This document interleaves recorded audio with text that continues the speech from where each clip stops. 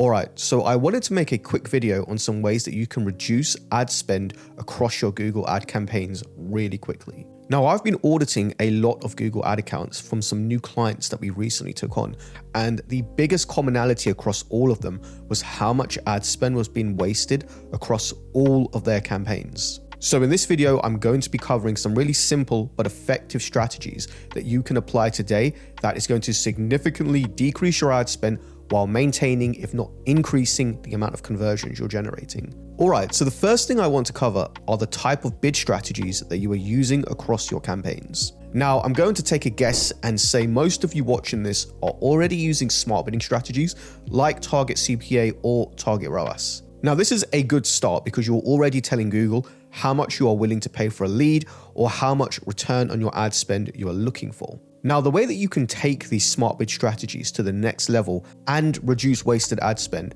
is by applying portfolio bid strategies. And what this allows you to do is apply the same bid strategy across multiple campaigns. Now, the best way to think about portfolio bid strategies is like having a shared brain across multiple campaigns, thinking for all of them at once. Instead of each campaign working on its own, now your campaigns think and work together, making them work a lot harder and a lot smarter to achieve your overall goals. And what this ultimately means is that Google Ads has more data to work with, meaning there is less of a chance for it to waste ad spend across those campaigns. Now, if you are using portfolio bid strategies already, that's great, but here's how you can further take this to the next level. When you're using a portfolio bid strategy, you can actually apply a minimum and a maximum CPC limit. Now, this is incredibly powerful because what this is going to do is prevent your ads from overspending on certain keywords by actually having a CPC cap. Alright, so now that we've covered how you can use bid strategies to save money within your Google Ads account,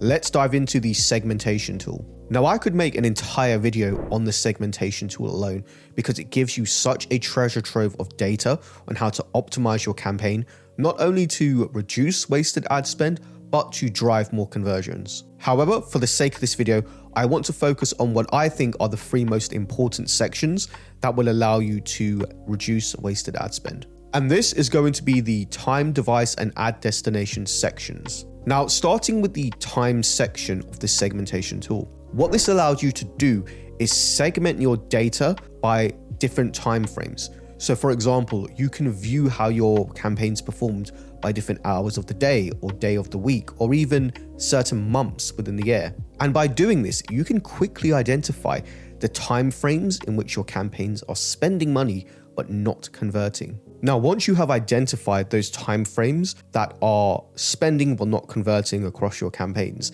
you can apply what is called an ad schedule. And all an ad schedule does is block your ads from showing between certain hours or certain days of the week.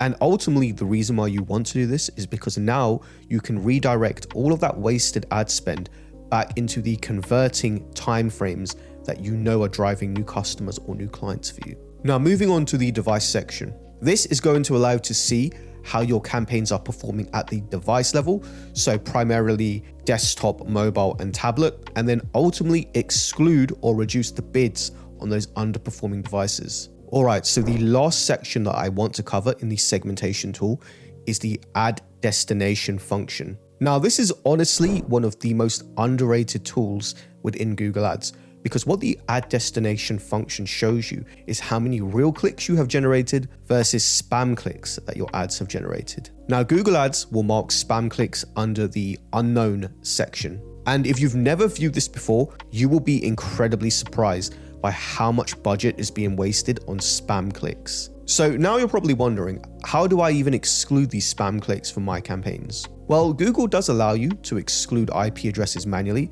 but this is of course a very tedious and very manual process that can take up hours and hours of your time. Now, what I would suggest is investing in some sort of click fraud prevention tool. And this will automatically exclude those spam IP addresses that are causing irrelevant clicks on your ads. Now, at my agency, we use Fraud Blocker, and that's because I found this personally to be the most effective tool on the market. And the data insights it actually gives you are very helpful, especially when you want to see how much budget has been saved from not getting spam clicks that month. Okay, so the next strategy that I want to get into is using negative keywords. Now, I am sure most of you watching this are already using negative keywords. It's something you have layered into your Google Ads account, but I'm going to quickly cover some best practices that you should be doing. Now, at the shared library and exclusions level, you can create what is called a master negative keyword list. And this is a keyword list that will apply at the account level, meaning every time you create a campaign or any existing campaigns that are running are going to have these negative keywords automatically applied, because no matter the campaign type or the campaign segment, these negative keywords will make sense to exclude across those campaigns. Now, when it comes to your Performance Max campaigns, at the time of recording this video, you can't actually apply negatives at the campaign level, although that is expected to be rolled out very soon. However, what you can do as an alternative is apply those negatives at the account level, and then that will exclude those phrases or negatives from showing against your PMax ads. Now, it sounds simple, but by simply applying negative keywords on a regular basis, you can reduce an incredible amount of ad spend by simply not showing for the wrong search terms. Okay, so the next area that I want to look at when it comes to reducing wasted ad spend in your Google Ads account is the locations report. You can find this by clicking into the relevant campaign you want to view, scrolling down to the audience, keywords, and content section, and then simply clicking on locations. Now, what this report allows you to view is how well the specific target locations for that campaign are performing. Now, from here, you can drill down within those target locations and potentially remove any areas that are spending but not performing. Now, what you essentially want to be doing is looking at the macro all the way down to the micro when it comes to your location report. You want to start at, let's say, the country level, then drill down to the cities, the zip codes, the neighborhoods. Find those small pockets that you can identify as spending hundreds, if not thousands of dollars, but they're just simply not generating conversions because maybe that area does not suit your business, and simply exclude them. Again, this is going to allow you to redirect all of that ad spend into better performing locations of your campaigns or your Google Ads account as a whole to drive more efficient performance. And you need to be doing this on a regular basis.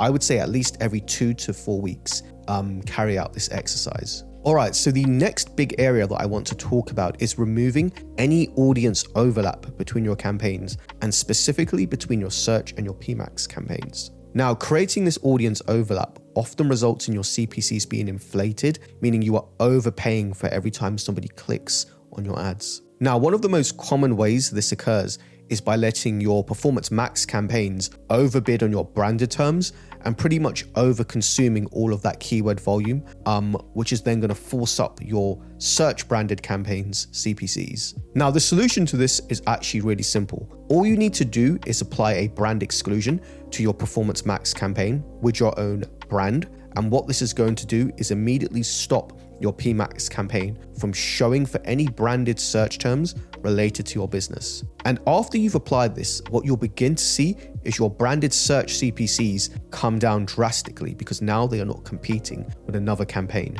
All right, so I hope this video was helpful in showing you how to reduce any wasted ad spend within your Google Ads account. Now, there is a lot more detail I can go into in this video, and potentially I may make another one if you guys want me to. But for now, I really hope this is some practical advice that you can start rolling out across your campaigns. Of course, any questions, please let me know in the comments. Don't forget to like and subscribe, and I will see you on the next video.